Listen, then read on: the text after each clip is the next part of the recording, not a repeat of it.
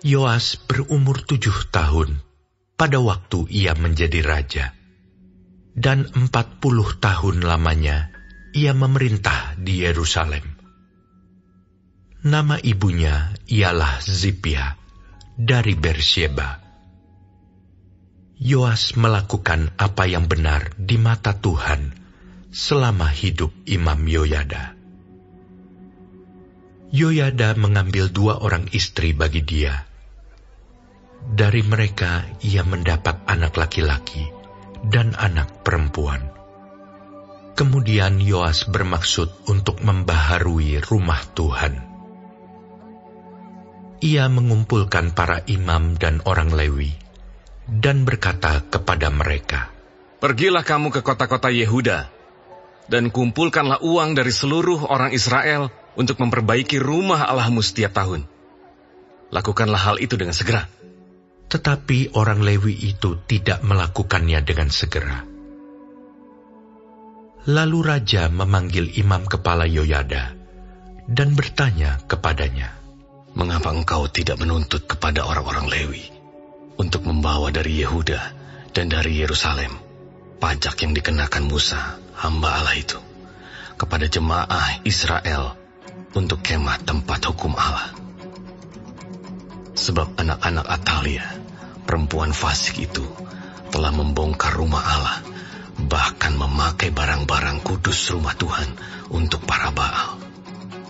Sesudah itu, raja memerintahkan supaya dibuat sebuah peti dan ditempatkan di depan pintu gerbang rumah Tuhan.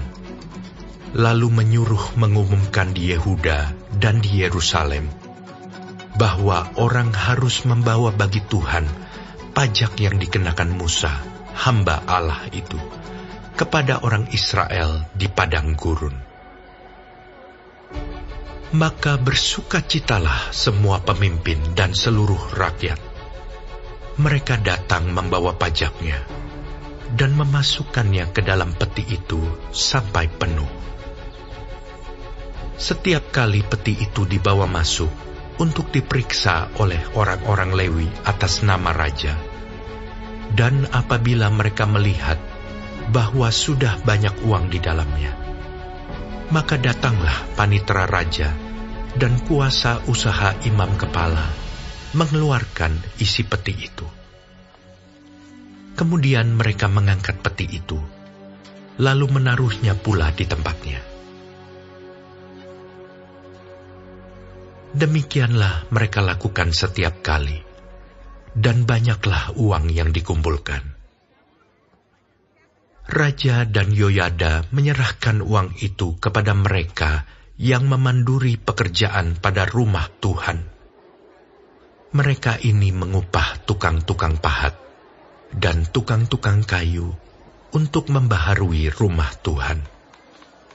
Juga tukang-tukang besi dan tembaga untuk memperbaiki rumah Tuhan.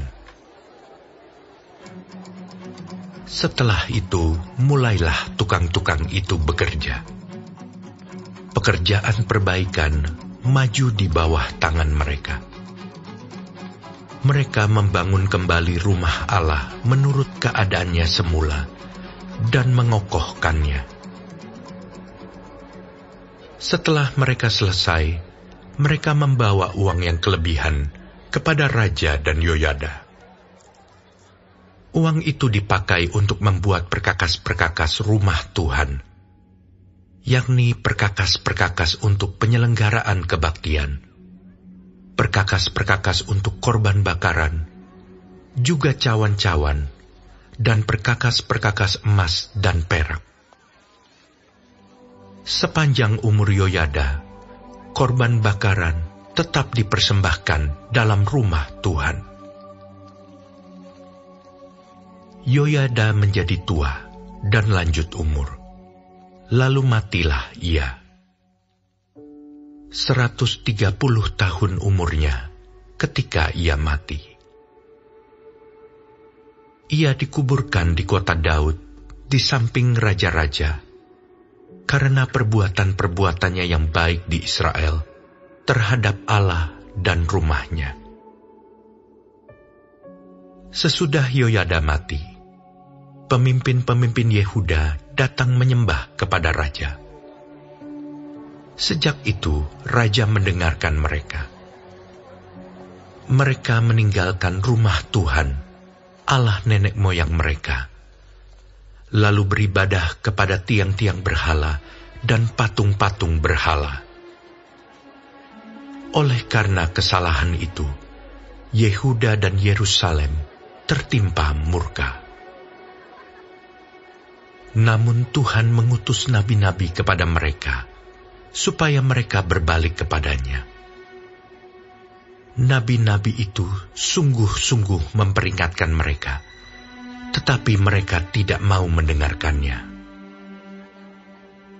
Lalu Roh Allah menguasai Zakaria, anak Imam Yoyada. Ia tampil di depan rakyat dan berkata kepada mereka, "Beginilah firman Allah. Mengapa kamu melanggar perintah-perintah Tuhan, sehingga kamu tidak beruntung? Oleh karena kamu meninggalkan Tuhan, Ia pun meninggalkan kamu." Tetapi mereka mengadakan persepakatan terhadap dia, dan atas perintah raja, mereka melontari dia dengan batu di pelataran rumah Tuhan. Raja Yoas tidak mengingat kesetiaan yang ditunjukkan Yoyada, ayah Zakaria itu, terhadap dirinya. Ia membunuh anak Yoyada itu, yang pada saat kematiannya berseru, "Semoga Tuhan melihatnya dan menuntut balas." Pada pergantian tahun, tentara Aram maju menyerang Yoas dan masuk ke Yehuda dan Yerusalem. Dari bangsa itu, semua pemimpin habis dibunuh mereka, dan segala jarahan dikirim mereka kepada raja negeri Damsyik. Walaupun tentara Aram itu datang dengan sedikit orang, namun Tuhan menyerahkan tentara yang sangat besar kepada mereka, karena orang Yehuda telah meninggalkan Tuhan, Allah nenek moyang mereka. Demikianlah orang Aram melakukan penghukuman kepada Yoas. Ketika mereka pergi daripadanya, mereka meninggalkannya dengan luka-luka berat. Pegawai-pegawainya mengadakan persepakatan terhadap dia karena darah anak Imam Yoyada itu, lalu membunuhnya di atas tempat tidurnya. Ia mati dan dikuburkan di kota Daud, tetapi tidak di pekuburan raja-raja. Mereka yang mengadakan persepakatan terhadap dia ialah Zabat, anak Simeat perempuan Amon, dan Yozabat, anak Simrit perempuan Moab. Tentang anak-anaknya dan ucapan-ucapan ilahi yang banyak terhadap dia, serta tentang perbaikan rumah Allah, semua itu tertulis dalam tafsiran kitab raja-raja.